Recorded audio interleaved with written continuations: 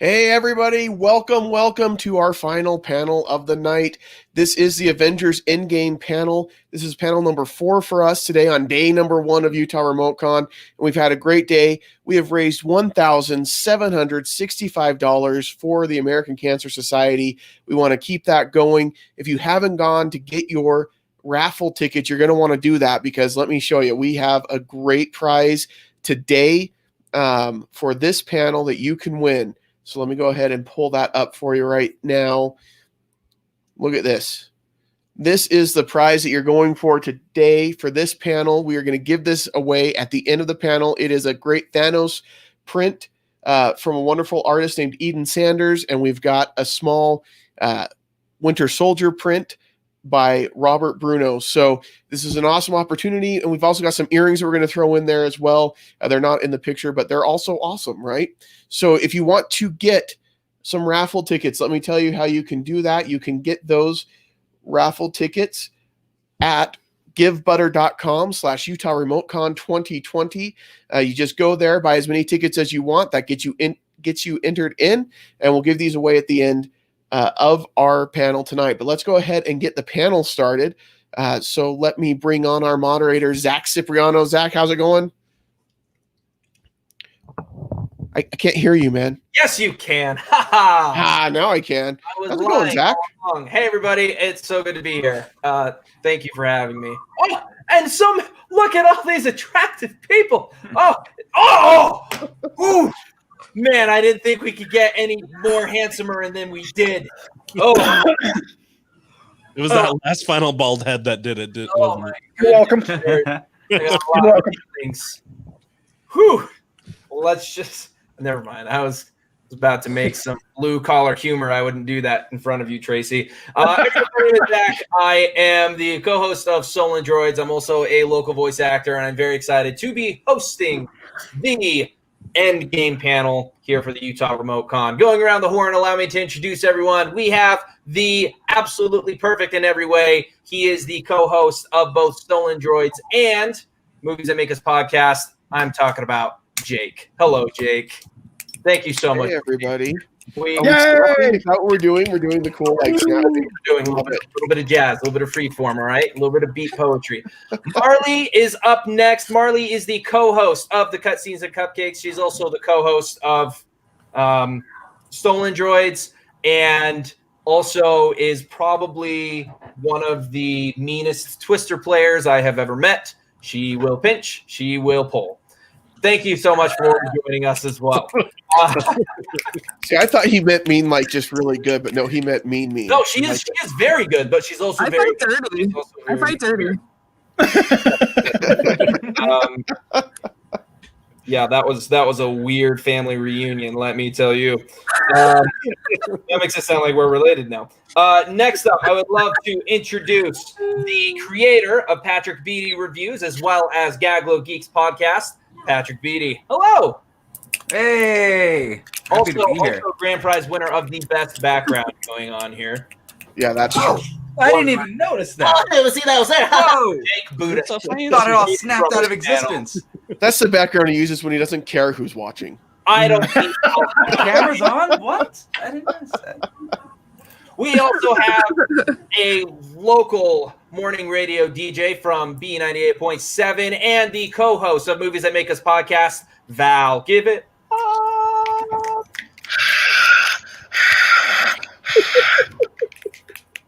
Co-host of Movies That Make Us podcast and the only male runner-up for Miss America pageant, Tracy. Everyone, give it up. Thank you for being here. Also, That was a great year. Tracy, That was a good year. Tracy, do you have an Infinity Gauntlet for running Disney marathons? I have the Thanos medal. Yeah, because you did Disneyland, Disney World, and Paris, right? Yes. Very cool. Very, very cool. And I very, very specifically saved this introduction for last. My soulmate, the man who completes me in every way, the great wizard, Collin Farmer. Oh, The great wizard. He's the co-host of Soul and Droids podcast as well. Hey, I do want to point out from the fans, Zach, I don't know if you saw it, just to add to your introduction, Zach is kind of like the best. Kind of like, how dare Aw. you, Erica? Thank you, Erica. That's extremely kind. I appreciate that. We are talking about Endgame, the most successful movie of all time, a movie that this is just personally, think delivered on just about everything it possibly could have. Granted, it's been out for over a year, but still, spoiler alert, if you haven't seen it, we gonna get some stuff. All right. Before we get into details, we're going to talk about character arcs. We're going to talk about time travel. We're going to talk about some things that maybe you haven't noticed within the movie. But before we do that, I want to go around and everyone talk about your experience seeing this movie for the first time in the cinemas. Jake. It was awesome. I mean, literally, there were parts in the movie that I jumped out of my seat. That's how exciting it was. It was just incredible. Patrick? I would say there's no other movie where I've gone back and watched YouTube clips of audience reactions just to put myself back into the seat of what it was like. It's like you're on one of those Universal 3D tours of a ride where you're just immersed completely. Everybody's doing whatever they want to cheer and it was awesome. I love that. Tracy? I saw it in an advanced screening where it was mostly press, and usually those are very quiet and calm, and it was pretty rowdy. It was a lot of fun, and then seeing it a couple days later in a theater packed with people knowing what was coming and anticipating the cheers was great. Val? Yeah, I'd have to say that being at that same pre-screening with all of my nerdy friends with me, and I've been to a lot of press screenings before where it's just lame because press and critics, we don't like anything, right? There isn't anything we usually like that much. But in that room with all of those critics and everyone freaking out about this film was probably more exciting than a Star Wars premiere for me. I had all of the feelings. And so I'm saying that I bought a Star Wars premiere for all of my friends. And I have to say Endgame surpassed all the feelings, everything. I wanted to see it immediately again afterward. I think, didn't you? Yes. Collin? No, same exact thing as everyone else, man. I mean, it was just this incredible feeling to just be surrounded by all your nerdy friends and and just to have those high moments and those low moments in the movies, and of course just Zach holding my hand the entire time. The entire time. And it wasn't even weird. No, it's never weird. It was fine. Yeah, no, it's not never weird. weird. No, we needed to support each other. About it. Marlee? Let's see. At the time, I was working at a movie theater, so I got to see it a little bit early as well. And I was there was me and 2 other people in this giant theater, but it was still really awesome. And then to see it again 2 days later with all my friends, and kind of the same thing as Tracy, just knowing what's going to happen and anticipating all the awesome moments. You get to see that with your friends. It was still pretty incredible. So I remember walking out of Infinity War and just having this pit in my stomach because the last thing you see is that snap. All of your heroes turning to dust, and especially heroes that going into the movie, I was like, oh, they're safe. Spider-Man, he's safe. Ain't no thing. And just Why would you even talk about that? It's fine. But seriously, I felt so defeated after watching that movie. I did not watch any of the trailers or anything for Endgame. I wanted to go into that movie completely blind. And it's the only movie I've ever done that for. And I think it's probably the greatest theater going experience I've had next to Alvin and the Chipmunks, the Squeakquel. Well, of course. Of course, yeah. A movie that truly transcends cinema. Zachary Levi's breakout role, we all know. I The looks you're Endgame- getting from Val and Patrick right now are just awesome. Just like what? I'm giving a positive curiosity look. Like, yeah. Dude. All right. I'm not. Endgame hit all the notes for me. Endgame hit all the notes for me, and I absolutely loved it. And I loved not knowing anything about that movie. Not that, and I went back later and would watch the trailers. The trailers really wouldn't have given much away. But damn, Endgame delivered. And it had to deliver. I mean, it had so much riding on its shoulder. It had, 21 movies preceding it, almost a 10-year saga with all these characters that we've loved and grown up with. C-level comic book D-level in the case of the Guardians of the Galaxy, comic book characters that we absolutely fell in love with, and it needed to pay homage to all of it. And one of the ways that we saw Endgame very expertly pay tribute to itself is through its time travel mechanic. What did you guys think of that, of the whole thing being the time heist? One, I mean, hello, the time heist. What a great opportunity for them to, as realistically as they can, go back and like fix this mistake.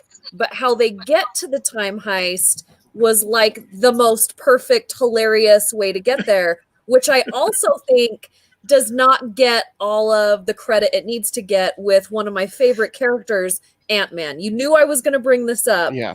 I'm glad you did.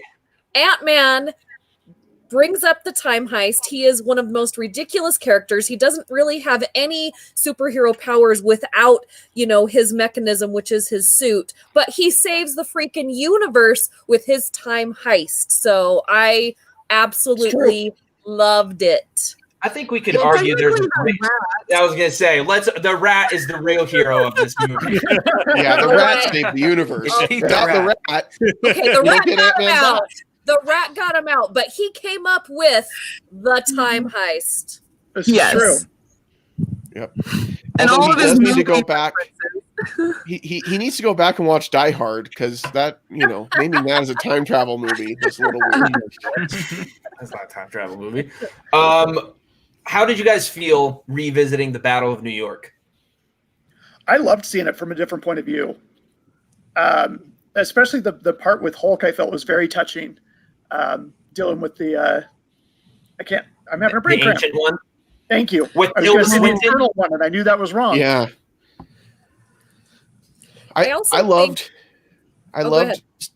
seeing kind of behind the scenes in the Battle of New York. So seeing the SHIELD team come in and recover that, and knowing what we know about them now, and knowing that they're Hydra and things like that. Like, that was a really cool way to tie in, because it wasn't just a tie-in with Avengers, but it was a tie-in with Winter Soldier. It was a tie-in with like everything that came after, and it ties it all together. It was really cool.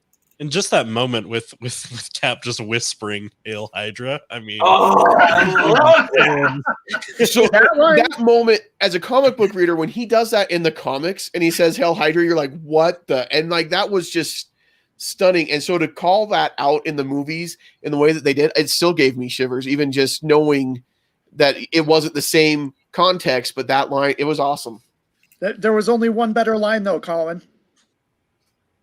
That is America's ass. That is. I was hoping you were going to do that. Well, and I knew where you're going as he saluted there. I like it. I'm gonna really reach here, like, into the feelings, but like, I loved it when Hulk got to go back and see himself and how much he's changed, because yes, it was funny to say, ooh, I'm gonna go smash some things, this is really embarrassing, but 10 years ago, where were all of us? Like, we're all very different people. And seeing where we are now in this transition, like, we started out as fans and we were just young kids not knowing what was going to come. And then 10 years later, we're all grown up and still, it was like a transition for us as well. So I just feel like that, even though it was so funny to everyone, to me, I was like, yeah, I was pretty angry back then, but look at me now. Thank you, Hulk. Thank you. What's great about all of these different segments that each character goes into is each, like, when it comes to New York or the others, there's a callback, there's a reference to some other film that you've loved, something that's deep cut. Robert Redford will show up out of nowhere. Loki will come back for even just a little bit and set up a whole new series that's coming out. There's so much layers to even the dialogue that fits with it. I can do this all day. Suddenly has a callback and making it hilarious. It's really good. Or even the Bucky is alive to Captain, because he knew that would be the thing that would catch him and then takes him out that way. It's brilliant. It's like saying Or Martha to seeing Batman. Peggy Carter. Oh yeah, and seeing Peggy Carter, like when they go back to the is it the 50s or 60s? The 70s. But yeah, seeing her as like the director of Shield. Yeah. And and then Cap gets to just stare at her awkwardly through the blinds. That it's like, how did she not see him? Right? Hey, right It's here. still very touching. The lights were off. It's hard to see in the dark. Oh man. She couldn't see because he was behind blinds. That's And why he they're was called standing blinds. really, really still. Right. Yeah, Jack taught us that if you stand really still, you're invisible. And he slowly is eating. And can we talk about how Tony Stark keeps an extra can of Axe body spray on hand in 10 years ago? I mean, that's Keeping it under his drawer. yeah. Oh my goodness. But you go and watch the first Iron Man, you're like, he's definitely an Axe Man if he's anything. Oh yeah, for sure. 100%. Iron Man, the first Iron Man came out my last year of high school. I graduated and then went and saw Iron Man. I can rent a car now. So I really like what you said, Val, that a lot of people don't think about the fact that the Marvel movies were happening in real time, right? So what happened to Iron Man, what happened to Tony Stark in the cave happened in 2008. So it's keeping up with us as we go. So all of the changes and all of the growth that happens with these characters happens in real time, which, I mean, given the fact that no other franchise has created a cinematic universe the way they've done, it's pretty special to be able to see that growth.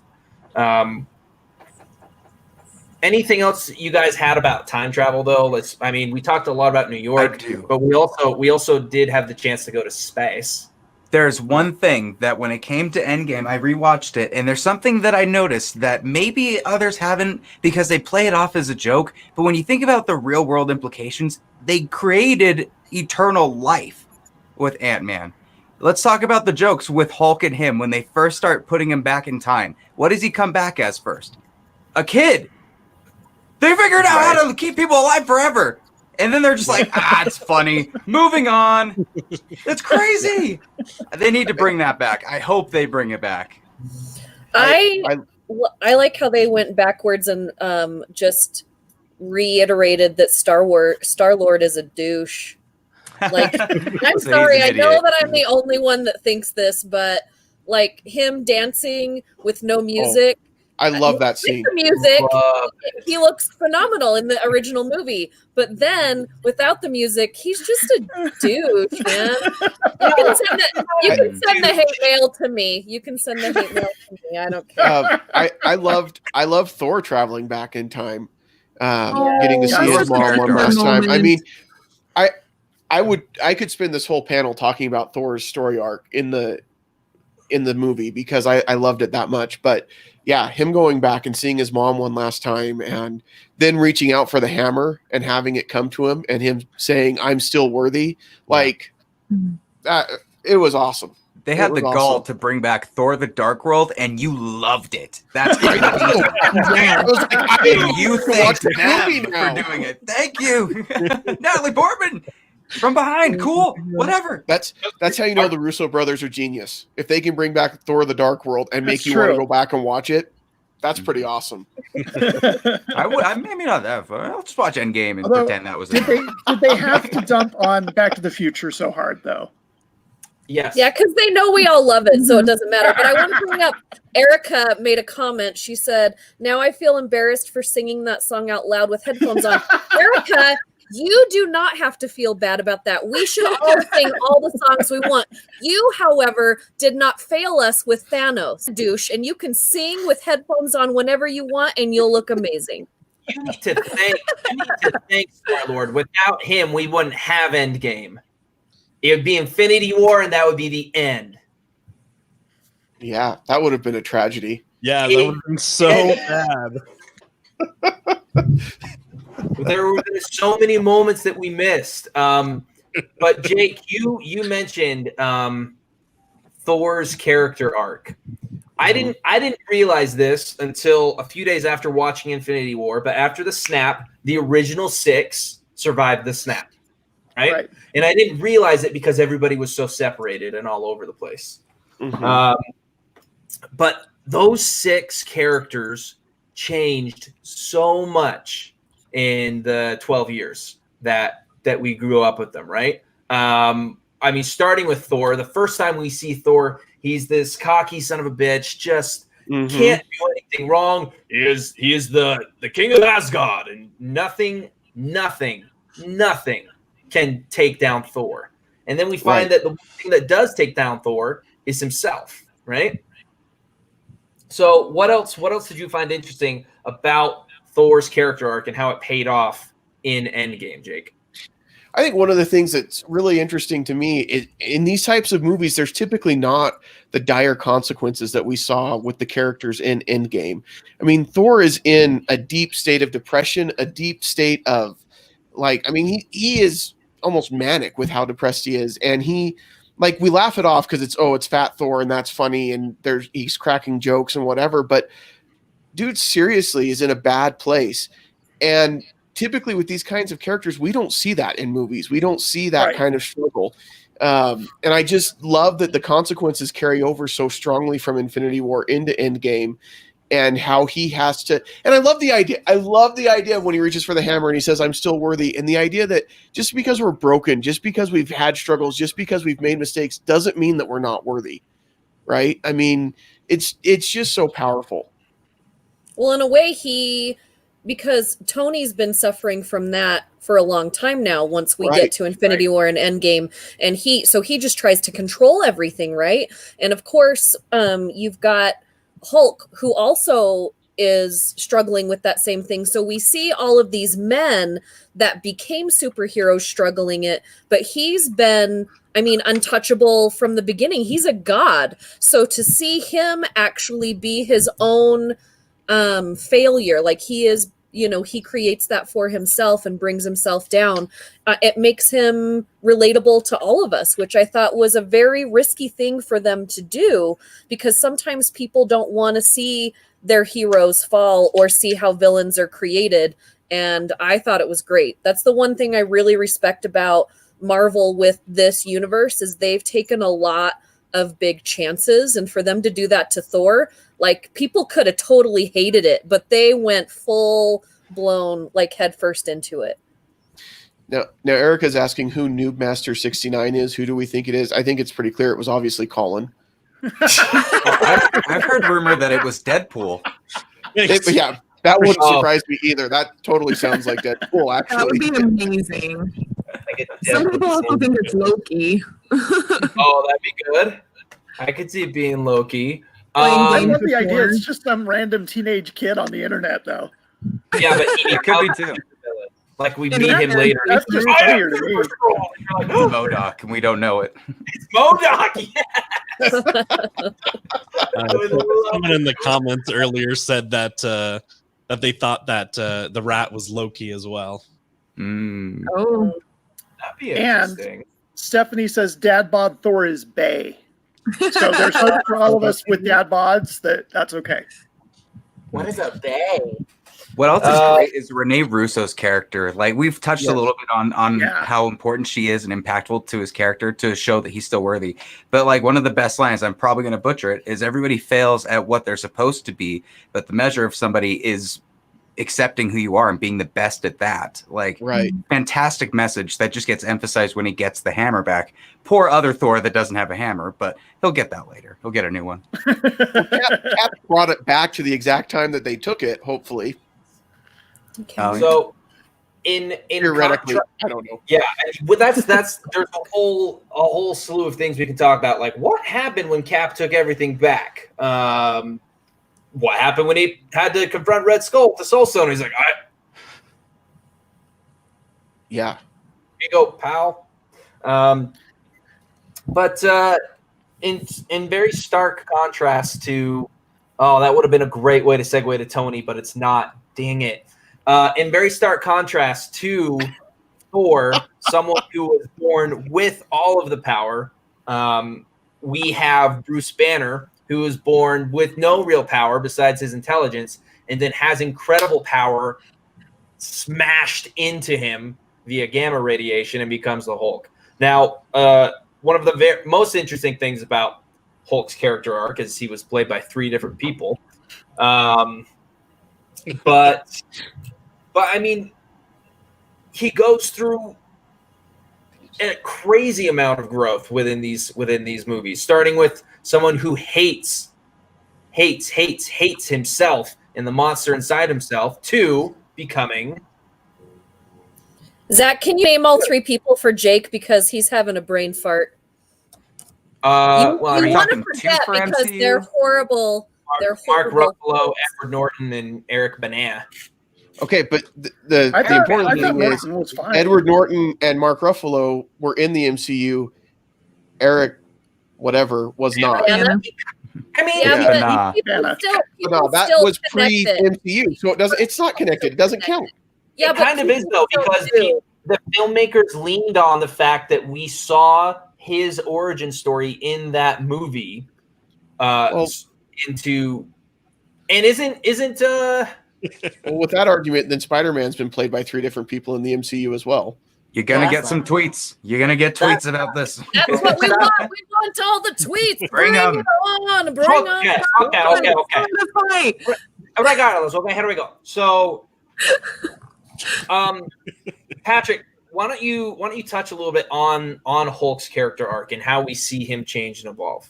I'll touch on Hulk because that guy is chiseled in this one. By the way, he is daddy. He is. Yeah, he Come on, is. Marlee, you feel me, right? First, Mark Ruffalo as kind of blending his voice acting between Hulk and Banner. And sometimes you hear him talking, and then he gets a little more into Hulk at the end of his sentence. It's fantastic acting. His voice acting, his motion capture performance was unrivaled. I think that when it comes to Hulk being Professor Hulk in this is officially what he was.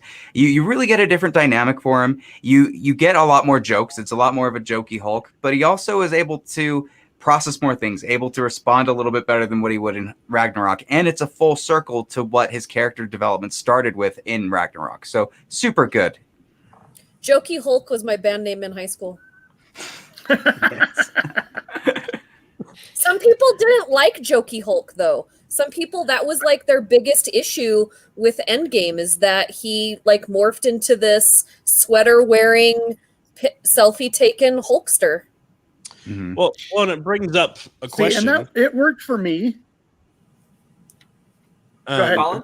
The question of is he actually as strong as he once was with them being combined now?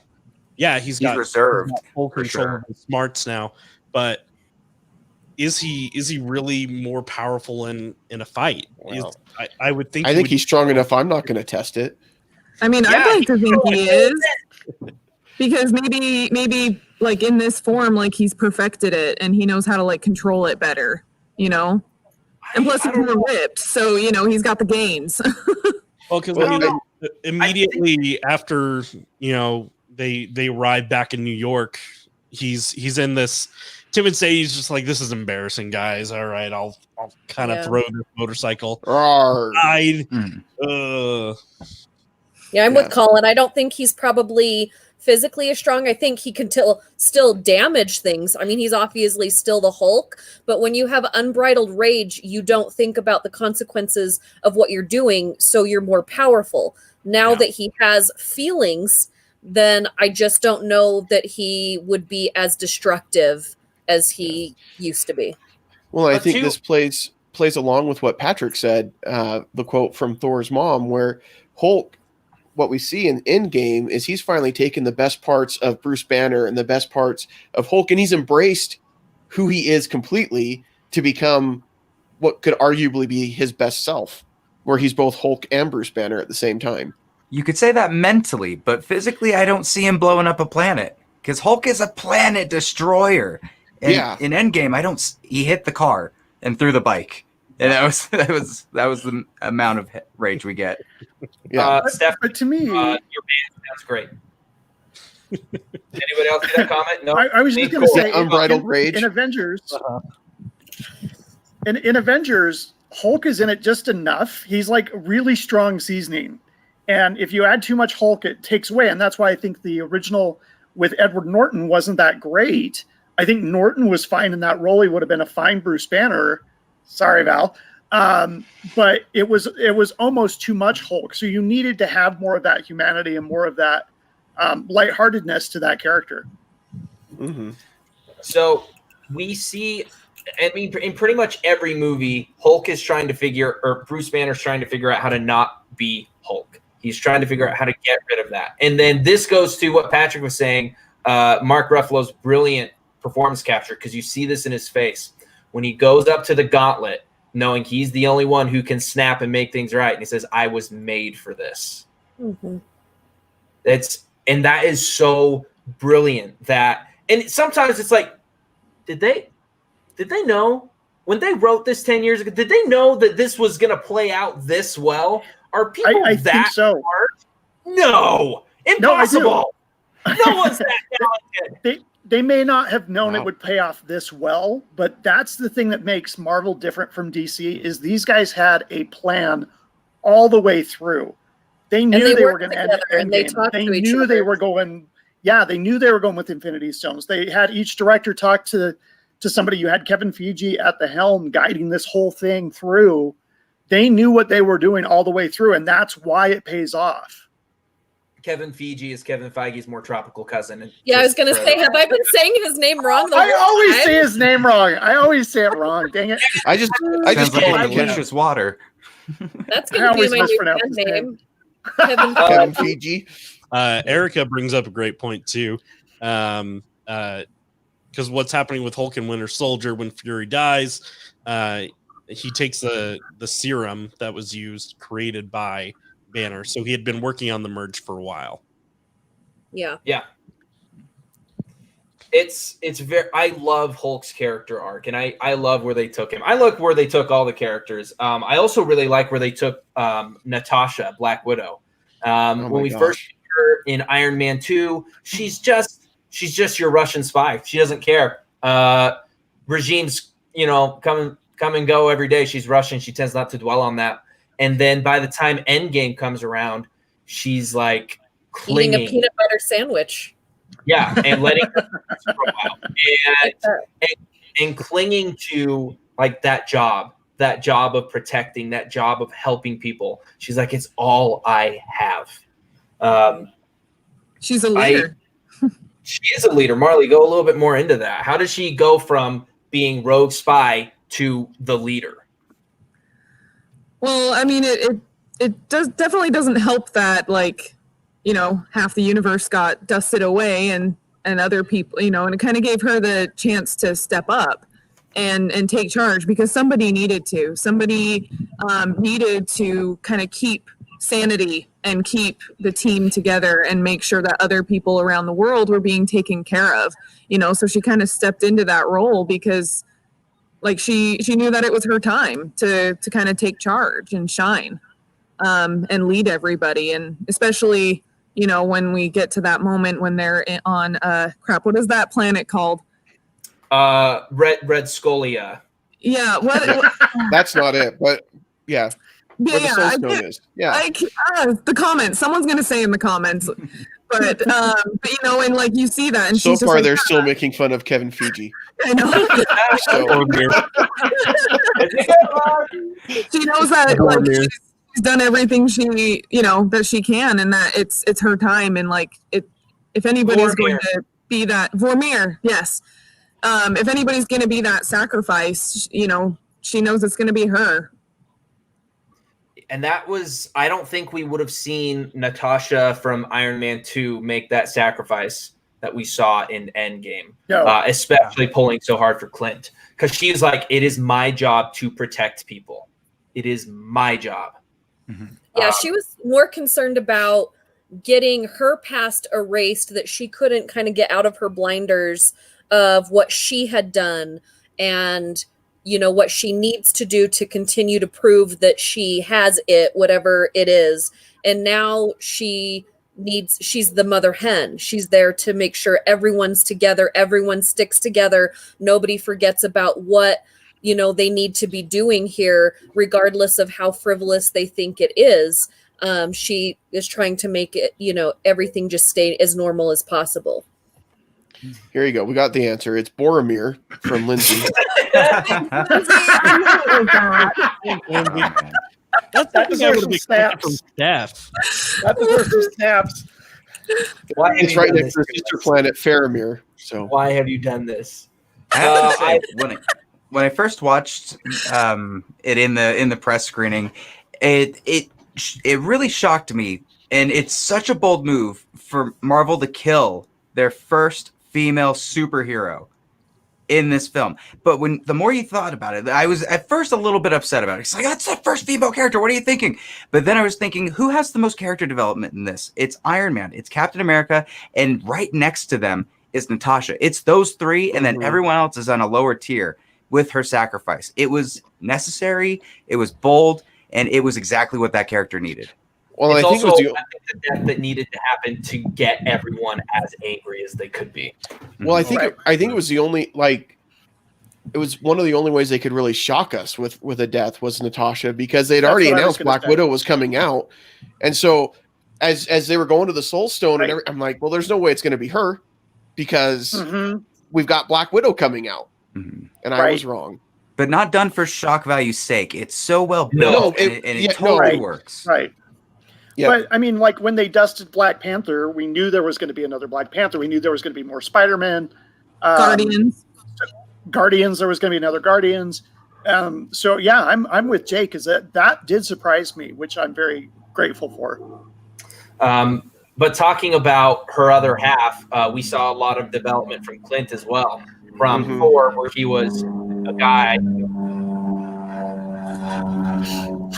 We're getting bombed. It's fine. Sorry, Thanos is here. I'm so sorry that Why did said you such terrible have things to about do that? Hawkeye just now. Oh no, that'll help. That's good. Put your hoodie on, Val. My God. That'll protect you. It's that extra layer. That extra layer will make a difference. When we first met Hawkeye, he was just some dude with a bow and arrow. And then in Avengers, he almost seemed like a throwaway character because they're like, oh yeah, let him get mind controlled. It's fine. But then we grew to really care about Clint, especially I think when we found out he had a family in Age of Ultron. Get out of here! We only talk about stuff that's happened. And then he loses his family. He loses the thing that makes him Clint, and he becomes such a completely different person. In Endgame. And that was such a strong way to start off the movie. What do you, go more into that, Tracy? It really set the tone. It really set some of the stakes, and it was a surprising start. I didn't think that that's what they were going to start with.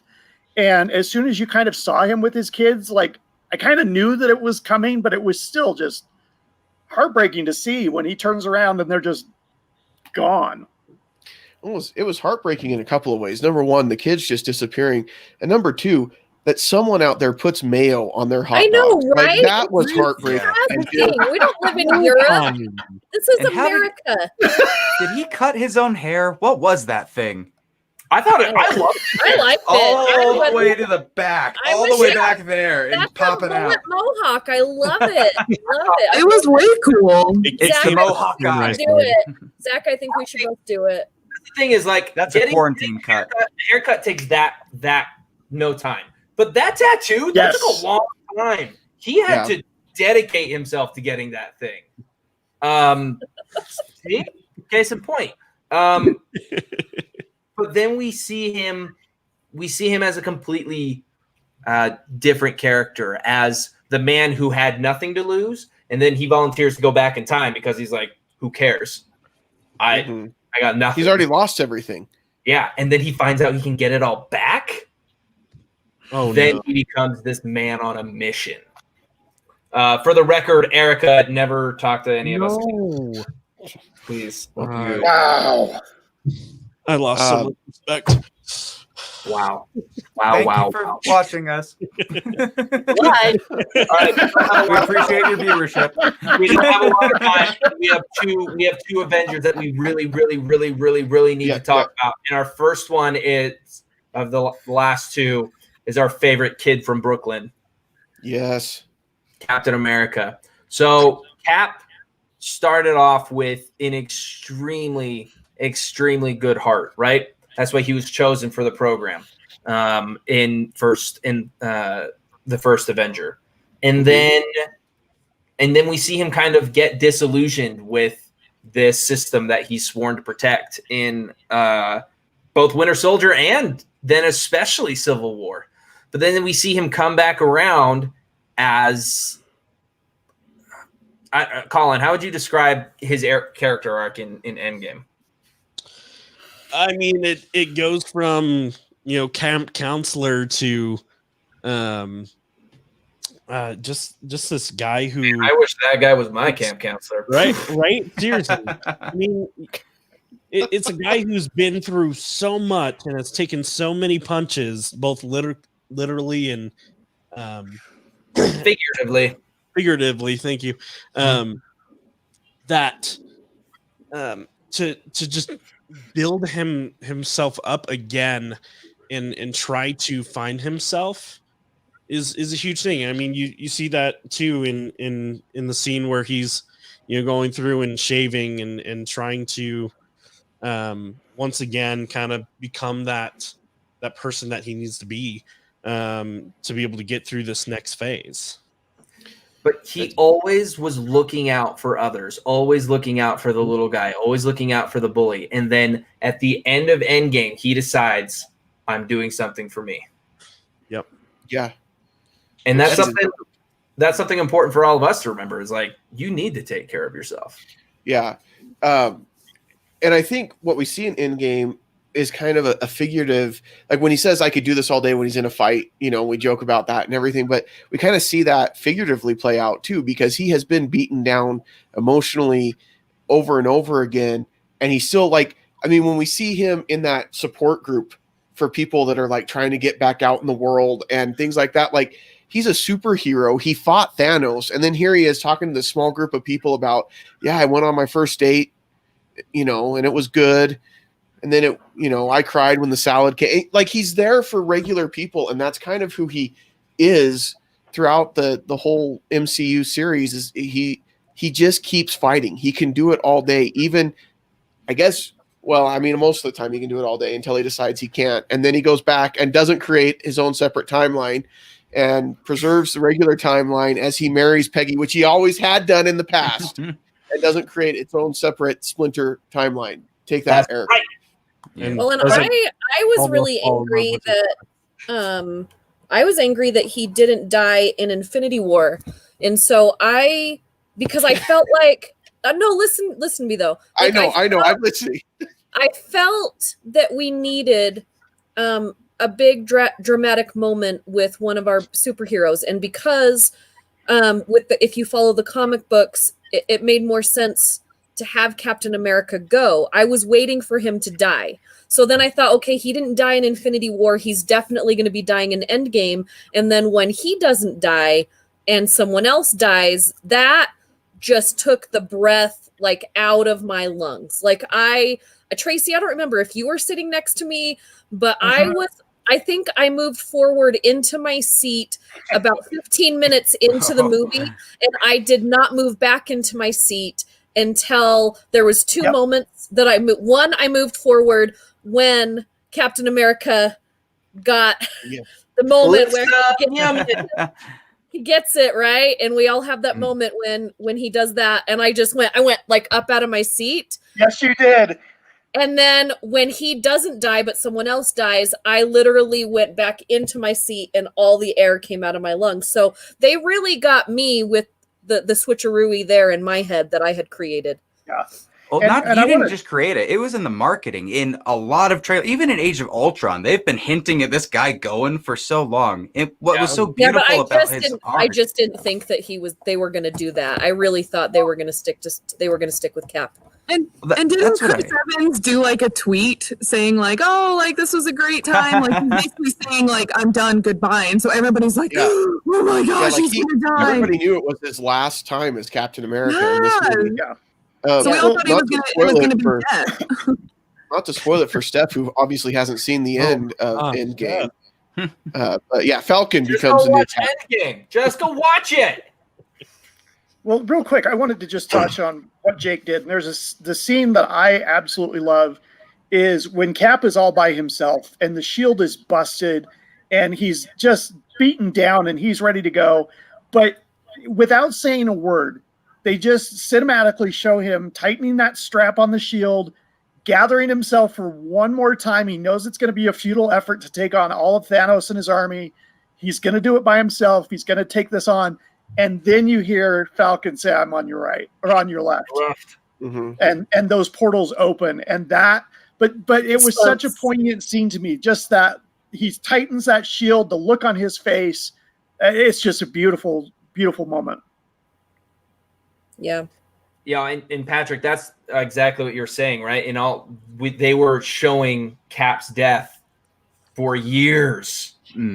But the beauty of that arc, I think, is the idea that he's lost a life already when he was put into the ice. That his complete arc would be him taking that one selfish act and gaining a life, getting that life back that he had lost. Perfectly ended with that dance with Peggy. So good. It's so nice. It was such a sweet moment. But there's one character that we really need to talk about. No, we run out of time.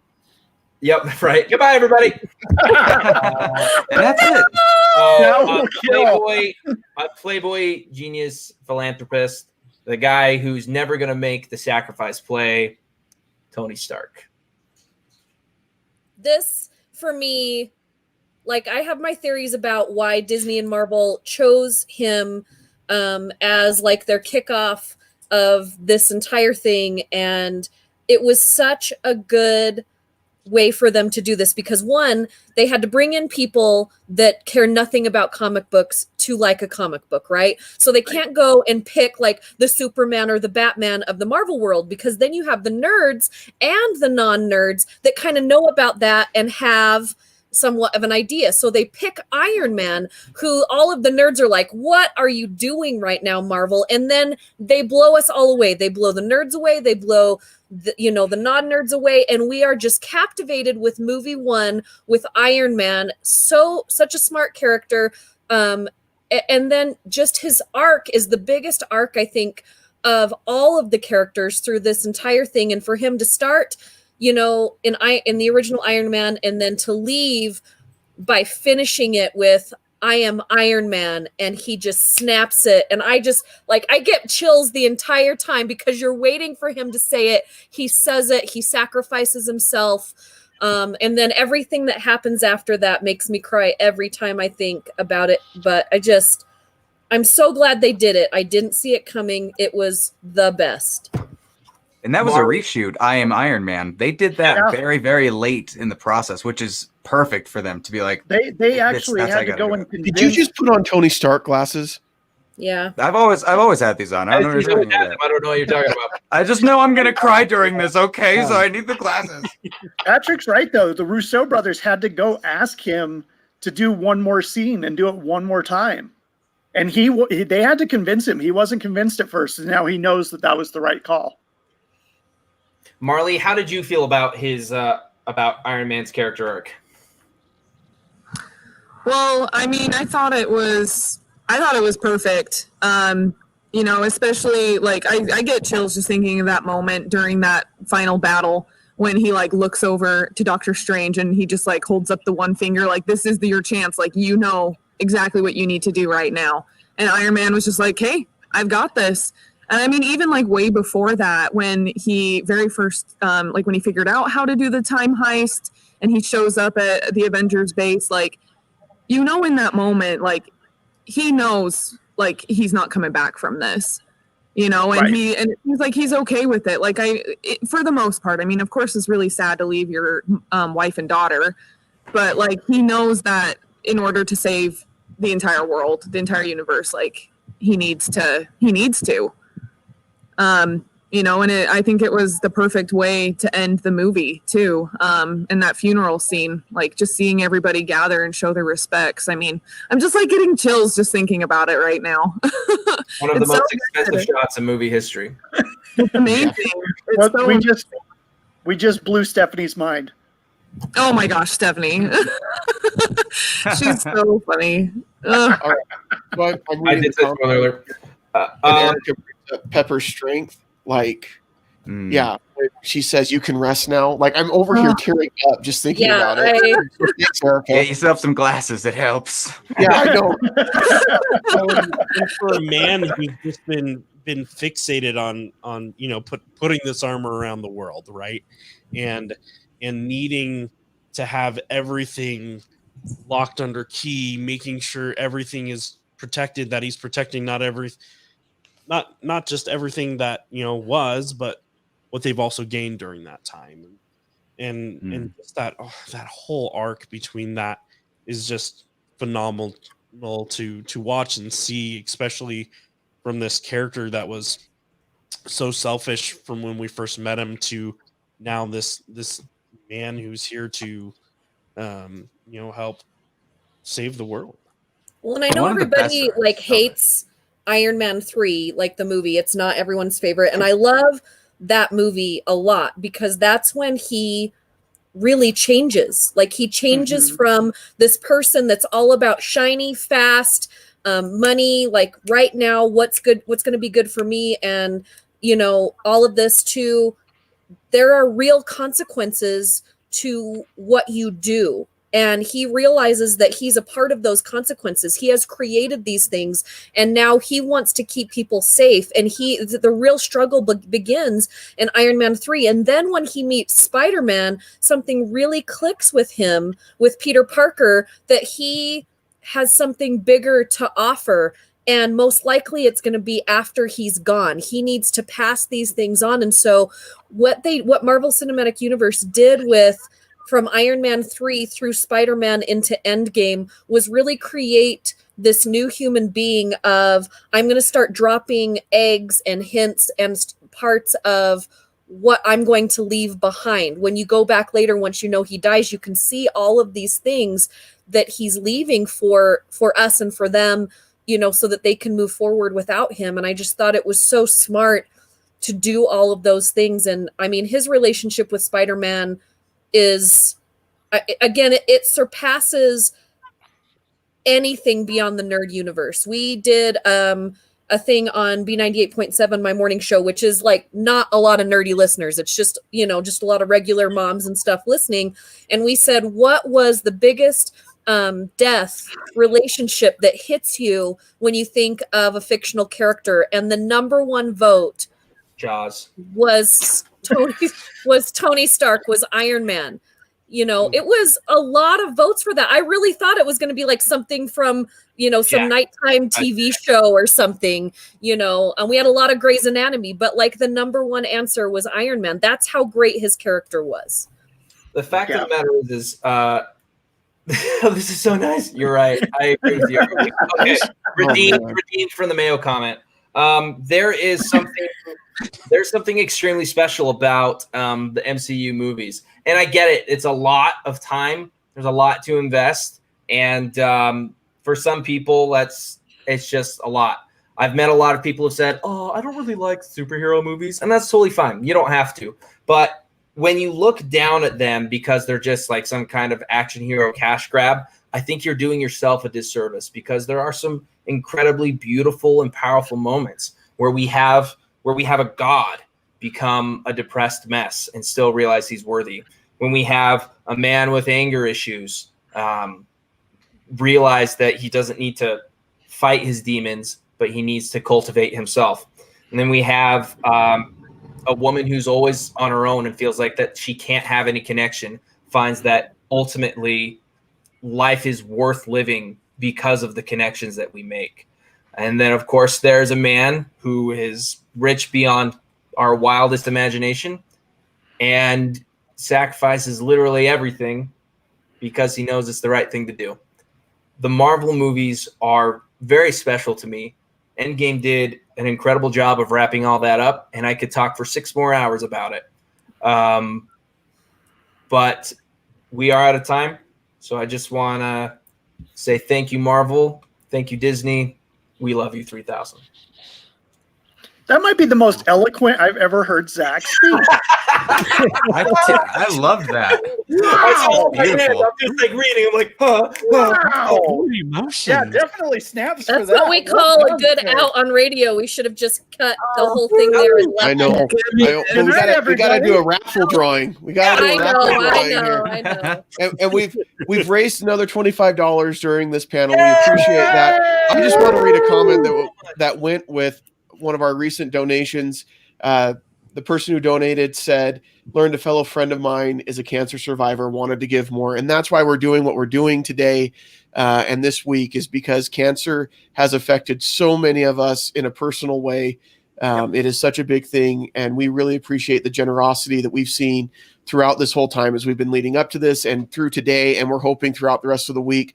But let's pick a winner for that art that we're giving away right now. I'm putting it in. And our winner right now, what's that? I was hoping That Thanos print is sweet. Whoever gets that. Who wins? Let me pull it back up so you guys can see it, so everybody can see what we're talking about here. But we just did the drawing. The name that came up is Brett Lipinski. So congratulations, Brett.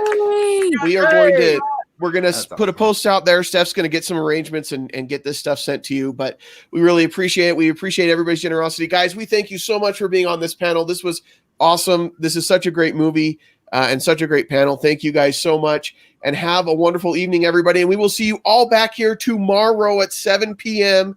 I believe our first panel tomorrow is pop culture and mental health. Is that right? That sounds right. Yes, sir. Yeah, that is right. All right. Awesome. You guys are great. Thank you so much. Have a great night, everybody. Good night, everybody. Bye.